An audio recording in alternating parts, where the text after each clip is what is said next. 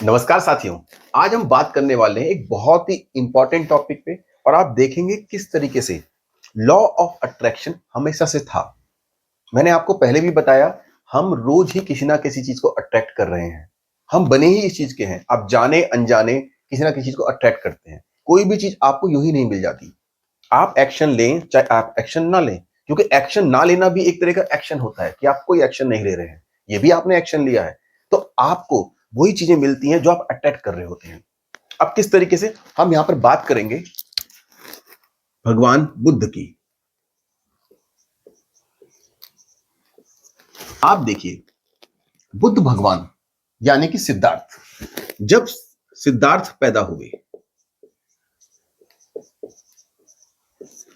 जब सिद्धार्थ पैदा हुए तो एक ऋषि ने कहा कि ये बालक, ये बच्चा बड़े होके या फिर एक बहुत ही बड़ा राजा बनेगा या फिर एक बहुत बड़ा गुरु बनेगा।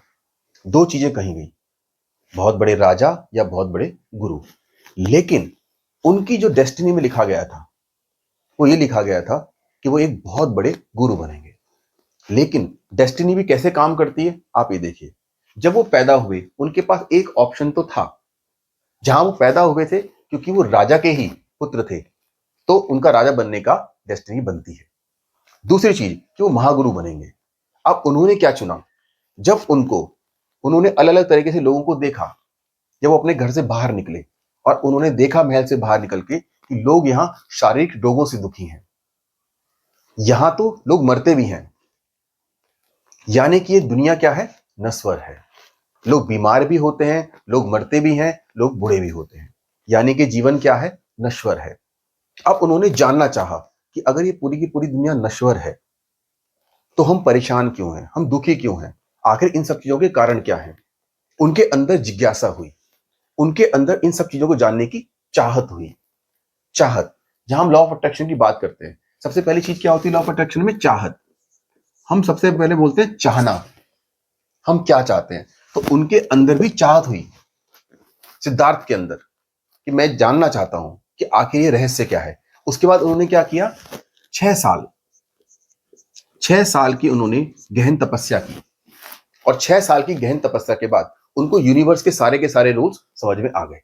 और यूनिवर्स के सारे रूल्स समझने के बाद उन्होंने जाना कि आखिर दुनिया का सत्य क्या है। अब मैं आपसे ये कहना चाहता हूं, आप एक चीज देखिए। उन्होंने 3 बातें कही। पहली बात उन्होंने कही, बुद्धम शरणम गच्छामि। बुद्धम शरणम गच्छामि। बुद्धम शरणम गच्छामि। दूसरी बात उन्होंने कही, धम्मम शरणम गच्छामि। धम्मम शरणम गच्छामि। और उन्होंने कहा, संघम शरणम गच्छामि।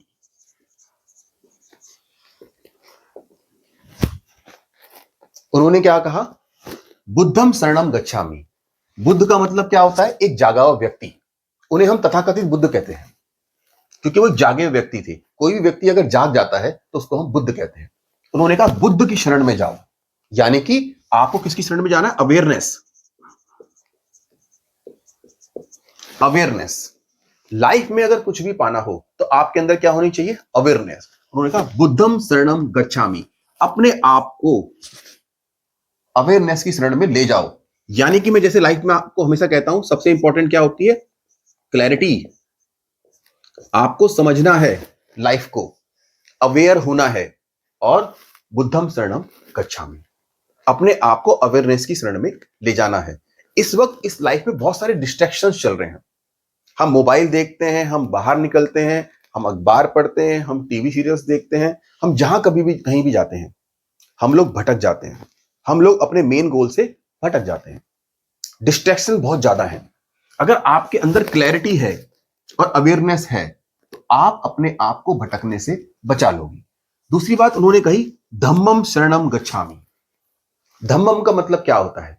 धम्मम का मतलब होता है जो यूनिवर्स के लॉ को फॉलो करता है। अगर आप यूनिवर्स के लॉ को फॉलो करते हो, अगर आप यूनिवर्स के लॉस को फॉलो करते हो तो आप इसका मतलब अच्छी तरह समझ जाएंगे, धम्मम शरणम गच्छामि। कहने का मतलब उन्होंने ये कहा है कि आप यूनिवर्स के लॉ को अच्छी तरीके से समझो।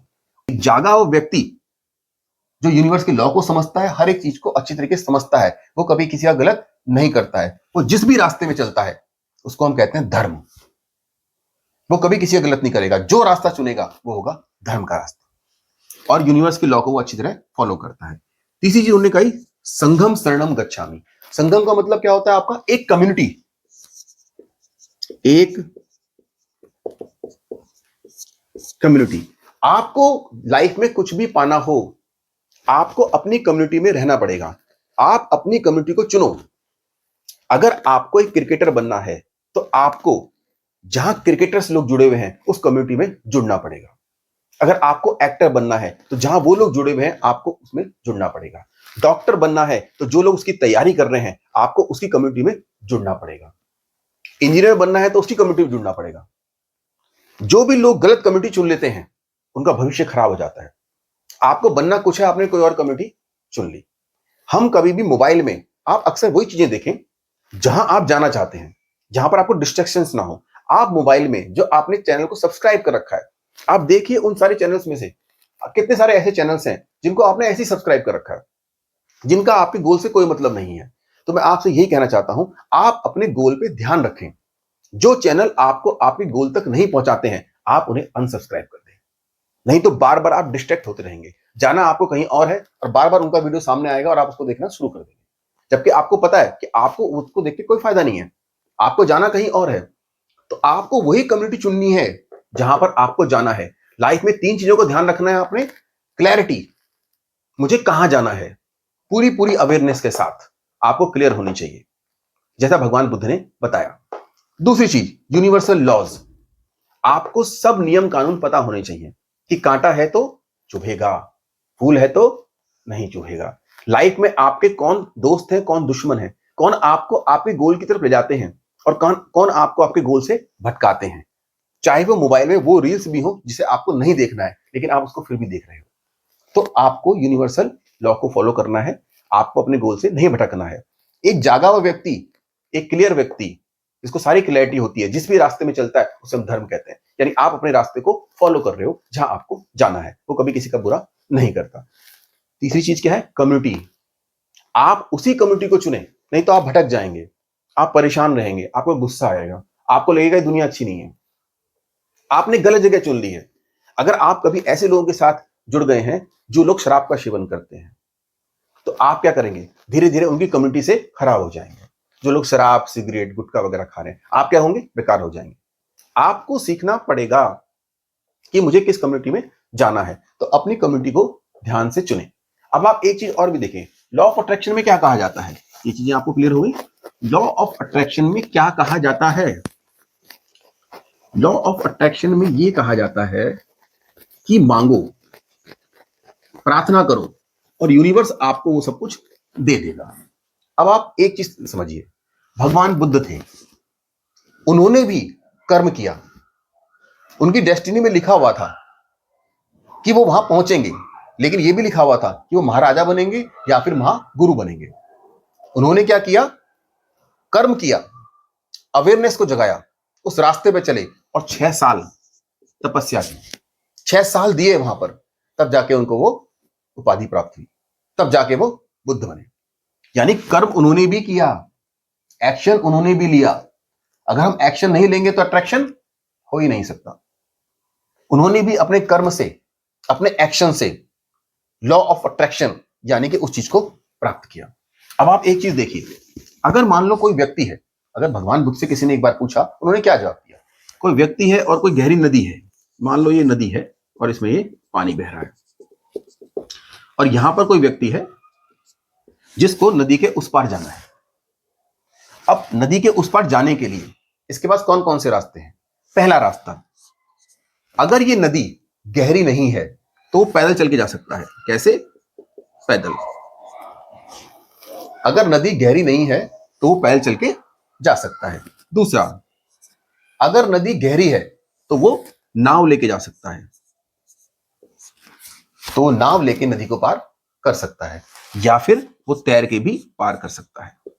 उसके पास 3 ऑप्शन है कि वो पैदल जाए, या फिर नदी अगर गहरी है तो नाव लेके जाए, या फिर तैर करके जाए। लेकिन अगर वो व्यक्ति पैदल चलने को तैयार ही ना हो, नाव भी ले आने को तैयार ना हो, और तैरने को भी तैयार ना हो, और ये व्यक्ति सिर्फ यहां बैठे बैठे प्रार्थना करता रहे, अफर्मेशन देता रहे, किसको? यूनिवर्स को, कि मुझे वो मिल जाए, मुझे वो मिल जाए, वो किनारा खुद चल के मेरे पास आ जाए, तो क्या ऐसा पॉसिबल है? इस किनारे पे बैठे बैठे अगर ये व्यक्ति सिर्फ ये बोलता रहे कि वो किनारा अपने आप चल के मेरे पास आ जाए, तो क्या पॉसिबल है? ये पॉसिबल नहीं है। यानी कि सिर्फ प्रार्थना करने से कुछ नहीं होगा। आपने प्रार्थना की, आपने एफर्मेशन दी कि मुझे मिल जाए, मुझे मिल जाए, मुझे मिल जाए, लेकिन आपने कोई भी एक्शन नहीं लिया। कोई भी एक्शन आपने नहीं लिया, बस आप इस किनारे बैठकर प्रार्थना करते रहे कि वो किनारा आपके पास आ जाए, तो कभी भी ऐसा नहीं होगा। ऐसे व्यक्ति को हम क्या कहेंगे? क्या है ये व्यक्ति? ये व्यक्ति अवेयर नहीं है। ये व्यक्ति क्या है? मूर्ख। ये व्यक्ति क्या है? ये व्यक्ति मूर्ख है।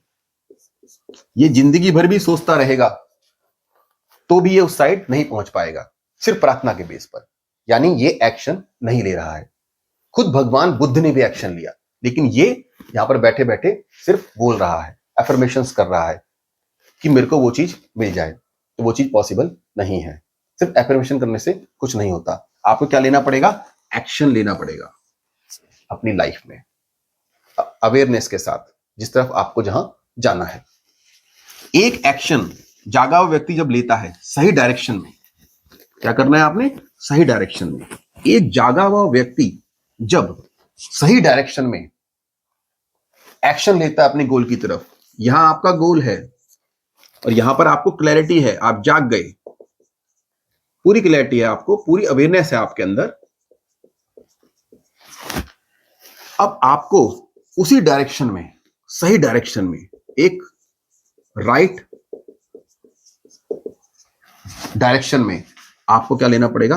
एक्शन लेना पड़ेगा अपने गोल की साइड, बिना डिस्ट्रैक्ट हुए, तभी आपको वो चीज मिलेगी। सिर्फ प्रार्थना करने से नहीं मिलेगी। तो भगवान बुद्ध ने क्या कहा? भगवान बुद्ध ने भी ये कहा, मैं सिर्फ आपको रास्ता दिखा सकता हूं, चलना तुमको ही पड़ेगा, उस रास्ते पे चलना तुमको ही पड़ेगा, मैं सिर्फ रास्ता दिखा सकता हूं। यही हमारे इस पूरे के पूरे टीचिंग का सार है, जहां मैं आपको हमेशा बताता हूं, जहां चाह वहां राह। मैं आपको क्या बोलता हूं? जहां चाह वहां राह। भगवान बुद्ध भी ये कहते हैं, मैं सिर्फ आपको रास्ता दिखा सकता हूं अगर आपने कोई चीज चाहिए है तो, लेकिन चलना आपको खुद को पड़ेगा। और अगर आप उस रास्ते पे चल सकते हैं तो आप इस दुनिया में कुछ भी अट्रैक्ट कर सकते हैं। ठीक है, आज के लिए इतना ही। मैं आपको ये बोलना चाहता हूं, ये दुनिया बहुत अच्छी है, आपकी सारी की सारी चीजें, जितनी भी चीजें आप चाहते हैं लाइफ में, वो सब आपको मिल जाएंगी। बस आपको कुछ इंपॉर्टेंट चीजों को ध्यान रखना है। लास्ट में एक रिक्वेस्ट आपसे और करूंगा, अगर आप कुछ भी पाना चाहते हैं, जो डिस्ट्रैक्शंस हैं आपके फोन में, आप उनको अनसब्सक्राइब कर दीजिए और सिर्फ अपने ऊपर ध्यान दीजिए। चाहे आपको उसके लिए 6 महीने मेहनत करनी पड़े, चाहे 1 साल, चाहे 2 साल।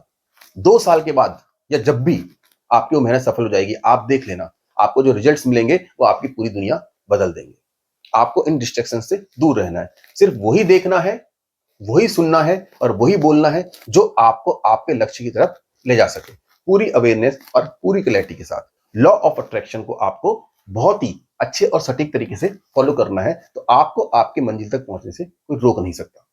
ठीक है, और ध्यान रखना, एक्शन, इस वर्ड को आप हमेशा ध्यान रखना। अट्रैक्शन में सबसे इंपॉर्टेंट क्या होता है? एक्शन। नेक्स्ट हम मिलेंगे एक बहुत ही अच्छी वीडियो के साथ, और मैं आपको बताऊं, मैं लाइफ में अब आपको बताऊंगा कि कैसे कैसे आपके जो कर्म होते हैं वो आपको अफेक्ट करते हैं। आपके पुराने जन्म के कर्म या आपके इस जन्म के कर्म, आपकी विल पावर क्या होती है, आपकी फ्री विल क्या होती है, आपकी नियति क्या होती है, किस तरीके से पूरा का पूरा सिस्टम चलता है, आप जरूर सुनिए इन चीजों को।